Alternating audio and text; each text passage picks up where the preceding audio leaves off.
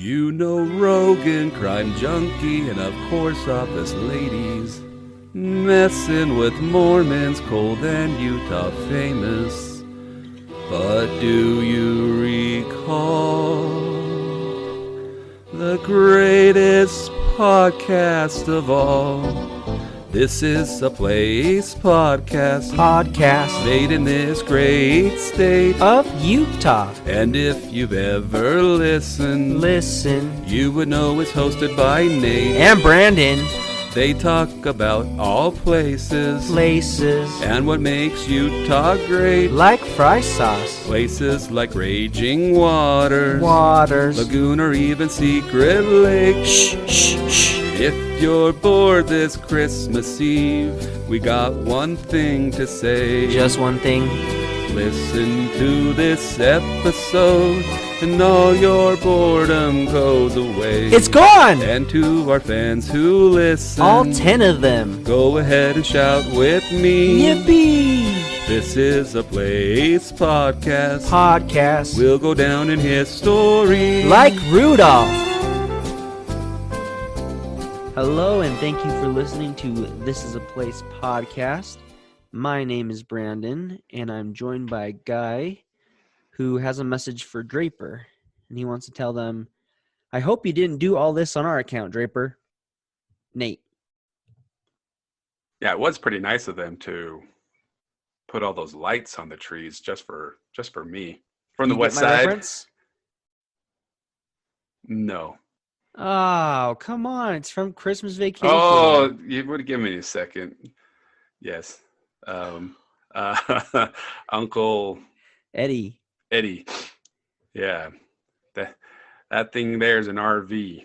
Cousin Eddie. Nate is our cousin Eddie. Cousin Eddie. Oh my gosh, you were getting mad at me the other day for not picking right up on a quote, and you don't even know Cousin Eddie.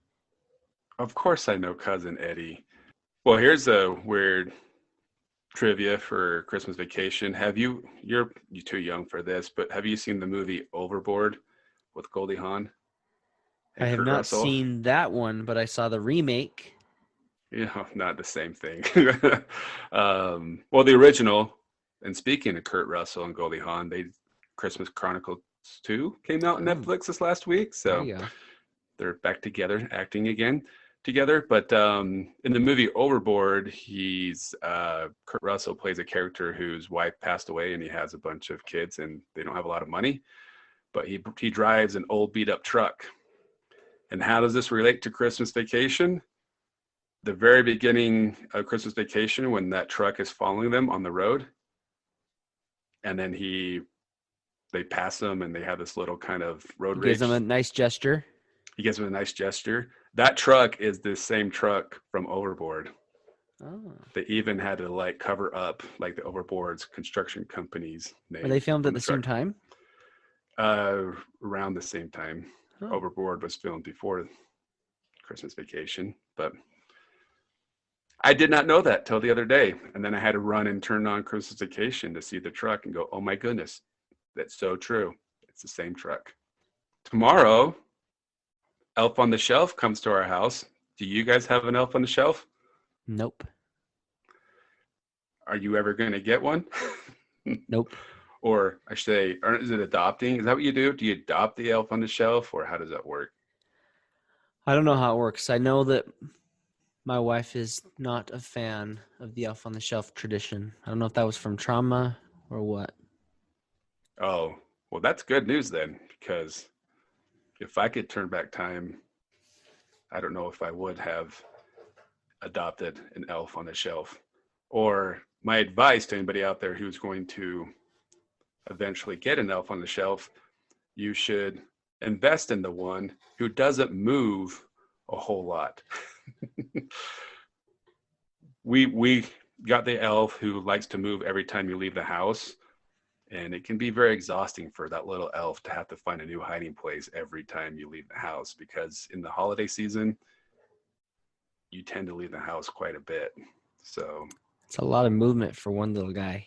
Well, yeah, he's exhausted. So he recommended to us that if we have any friends out there who are ever looking into getting an elf, to make sure they let their elf know that they don't have to move every time you leave the house, maybe once a day.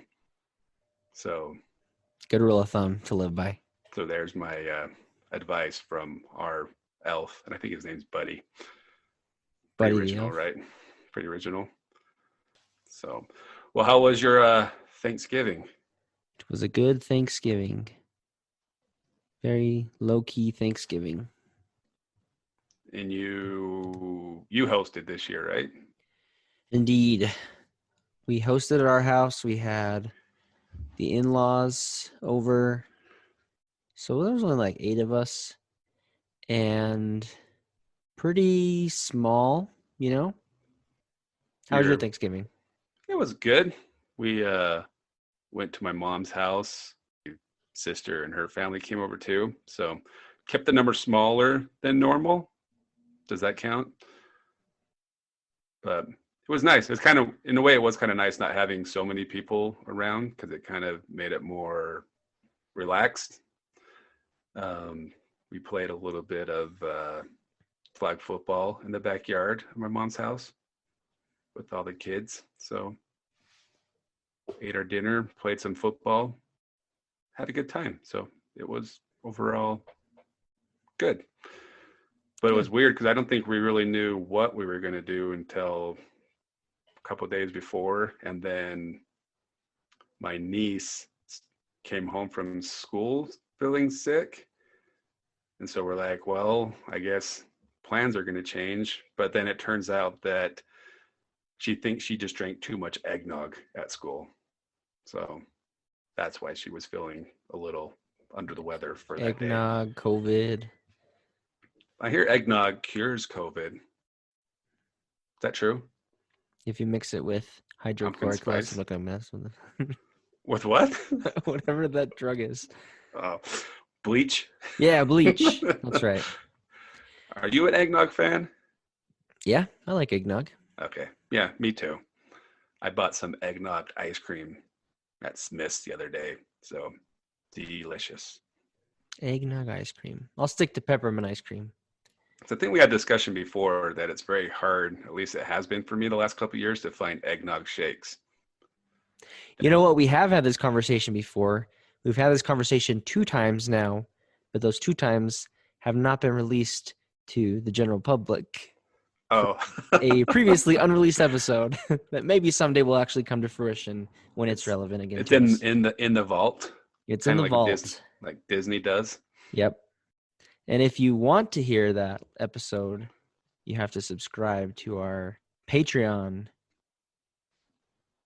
We're now past Thanksgiving, and a common tradition for many is the Monday after Thanksgiving to go and see the lights go on at the Draper City Park to go see the Tree of Life.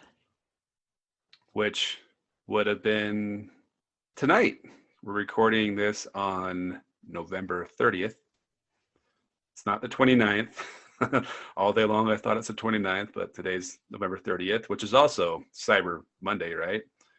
The worst part about it, though, is so we did still go today, the day they turned the lights on, right? Right. However, we were real excited for this because this was our first event we were going to host something. They contacted us, Draper, and they're like, hey, we really like your podcast, and we need some good MCs for the event. And they wanted us to come and do it. But, thanks to COVID, it all got canceled. So stay tuned. Just kidding. I'm like, what was in your eggnog tonight, Brandon? Because seemed like they normally do a fun event where they have Santa Claus and treats and this little festival, but definitely I'll put the kiboshes and all that this year. Which means the park would have been full of people, right? Would have been hard to even find a parking spot tonight if it were normal times. But when we went tonight, which I believe tonight was opening night, right? Yep. Or I don't know if I figured, because it says on their website that it starts on November 30th as usual. Well, I got something to share later that will tell you that tonight was the night. But I'll Okay. hold that till later. But my whole point is I was kind of surprised when we pulled into the parking lot that the parking lot was basically empty. But it was still enjoyable. This was the first For time those I've that had coats, it was still enjoyable. yeah, I was freezing. I came right from work basically and neglected my coat. I just had a little sweater. I just had a windbreaker on and my bomber hat.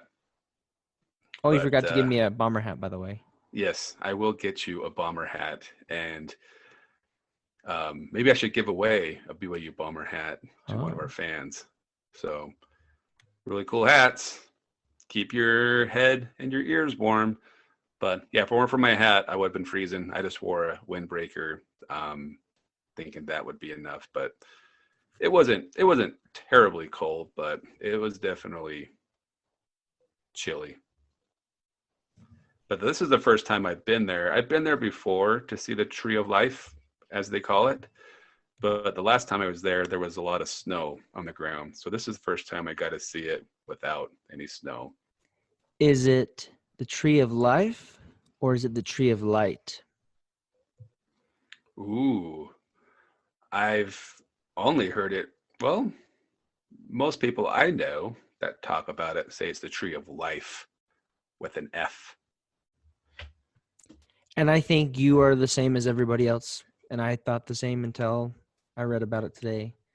And originally they intended it to be called the tree of light. But as where we live, good old Utah, it is the tree of life. And actually, you take a look at, the church, the prominent church here, their art, there is a picture depicting this tree, and it looks quite similar to the tree that the artist rendered. So I can see why it took on that different name. What's funny, not funny, interesting, if you go to Draper City's website, it's called the Tree of Light. But right below it, it says Tree of Life for directions on Google on how to get there. So what is it really? Nobody knows. Call it what you will. I think that's up to the individual who's going there. I You're can going to go understand spiritual, you're going to go secular. I guess it depends on the day and how you're feeling. Are you holding on to the iron rod as you walk to the tree of life? Or are you Did it feel like dancing you with were the people in the building as you go to the tree of light? Did it feel like you were dreaming when you were there? A little bit, yeah. And then But I always thought the Tree reached of up, Life. grabbed some fruit. I thought the Tree of Life was the showers at the MTC. Yes, Or gym you class did at think school. that. So I was going there expecting to take a shower. So Oh boy, a nice cool shower, November 30th. and you probably thought the same since you weren't wearing a coat. So Anyway, so the tree of life, it had early beginnings in, seems like as early as 2008 maybe. And Draper has had this park there, and they would decorate the trees kind of as an attempt to do what they always do at Temple Square. And they would do floodlights on just the various trees in the park because they're scattered all over the place. And it wasn't until 2012 they went and hired somebody to do a really good job with the trees. I'm sure you and all the listeners, Nate, are now wondering, who does the lights? Who is it now? I think it's the elves. The elves, or as they're called, Brite Nites. Brite Nites? Yep. So Brite Nites is a Utah company. Began in 1993 by a man named Dean Lyons. And they were the ones who were commissioned to do this a couple years ago. funny enough, they started, and it wasn't really till I think 2014 when it really took off, but they were doing it for a couple years before, and then all of a sudden everybody's like, oh, this thing's really cool. Let's go check it out. That word of So mouth advertising kicked in. seems like a pretty cool company. They do a lot of stuff in Park City, and you can have them come into your house. But they've got a YouTube channel that's pretty new, as a couple months ago even, and they have a video you can watch of them putting up the lights on the willow tree here in Draper Park. So go Do check that out. they have any information or say how long it takes them to put them on? And then also how long it takes them to take them off? You bet they did. All right. So this is from 2018, okay? So it says there are approximately 500,000 white lights. It takes 700 man-hours for just the one tree. So I guess we should point out this is a pretty big tree in the middle of the park, right? Right. And they have all these flickering lights, and it takes all this work. So 700 hours just for the one tree. Then for all the rest of the trees, it takes 940 hours. For How much? 940 in total. Oh, So, not per tree, but for the rest of the trees. actually, I don't know. It didn't clarify. I wonder if it's 'Cause 700 hours for the one and then 940 for the rest. it'd have to be because 700 for the one tree, it seemed weird that'd be 940 hours for just another small tree. Yeah, just another 300 or 240 hours for the rest of the trees. I don't know. That seems too quick. But they do all the trees, and then they do the bridges as well. In 2017, Draper paid $31,000 to light it all up. So this is not Wow. a cheap little theme they got going on here. They put a lot of money and effort into it. And is that paid by the taxes of Draper? Probably. Can So only thank imagine. you to those who live in Draper and pay their property taxes. So we can all come from all over and enjoy. All those who don't live there.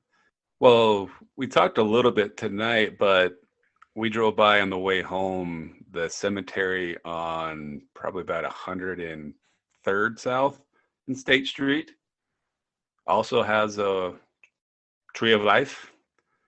And there's also one on, what would that be, on Redwood Road and maybe 68 Yeah, probably. South in West Jordan also has one. Another cemetery. So I'm gonna assume that's the same company, you would think, that put those on, Oh, I don't know. because they're very similar. I They think don't the have one at least the cemetery on Redwood, I feel like they've been doing it for a long time. Oh, really? Yeah. I maybe only noticed since I went to I don't know. That's a good question. The cool thing about the one on Redwood Road is when you're coming around 215 heading west, Mm-hmm. you can And see exactly what you're saying.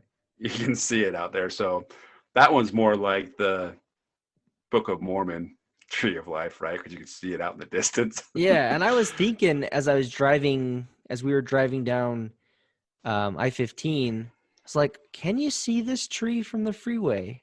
But I couldn't see it anywhere as hard as I was looking. It's kind of hidden back there. Yeah, But yeah, that one for the Redwood Road, that's you can see it from quite a ways away, and it stands out. it really stands out. And that one's been lit for at least a week, if not longer, right? It feels like it's been up and going for a while. So, yeah, that's a fun one. Isn't it ironic, though? They call these two other trees trees of life, but they're in a cemetery. Yeah, somebody brought that up on Facebook, and they're saying I'm not trying to be like mean or anything like that, but having a tree of life in a cemetery, isn't it kind of like taunting the dead, saying, haha, I'm Or alive, maybe it you're works not? out because they die, and then they get buried, and then they go visit the tree of life right there. And it would be interesting to know why the cemeteries have started doing that. especially if that company didn't. What was the name of the company that does the Draper one? Brite Nites. If Brite Nites does those two, or the cemetery does it, but if Brite Nites does it and it costs $30,000 to do, that's a pretty big expense. So, I don't say always, but we have some cool guests on. Sometimes we plan and we have someone good come on the show, right? But I always get into the research and find out, oh man, we should have had Brite Nites CEO come on and tell us all about it. And what a great job they do. If they're listening, great work with what you do, maybe at those cemeteries. Or if you're not doing them, maybe you should. Go give them a bid. But thanks for what you're doing at the Draper, because it's fun to look at. yeah, and it's kind of fun how they've added the, would you call them flashing lights or blinking lights? Mm-hmm. Twinkling lights. Twinkling lights. Speaking of twinkling. Yes, I reached out to... Or tinkling. Tinkling. It's another way to say it. I reached out to my nephews who live over in that direction and said, hey, because we weren't 100% sure. I mean, we assumed they were going to light them up tonight, but we were just wondering if they would be on or not. So I reached out to them and said, hey, have you heard if the lights are going to be on? And they said, yes, they are. I said, well, cool. Is there anything we need to know? Because we're going to talk about it on this week's episode of our podcast. And one of them wrote back, because there's the park has a couple baseball fields over there. And my nephew said, the only thing I can tell you is that tree is where we used to go tinkle before our baseball games. So I asked him if that's why it twinkles with all the lights on. Very nice. That's a good thing there's a fence around that thing, so you're not stepping on where they tinkled. Yeah, and imagine doing that now with all the lights. It's got some high voltage right there. Very dangerous. Very dangerous. This tree has apparently quite a staple for the Draper community. It's a big tree. It's a pretty tree.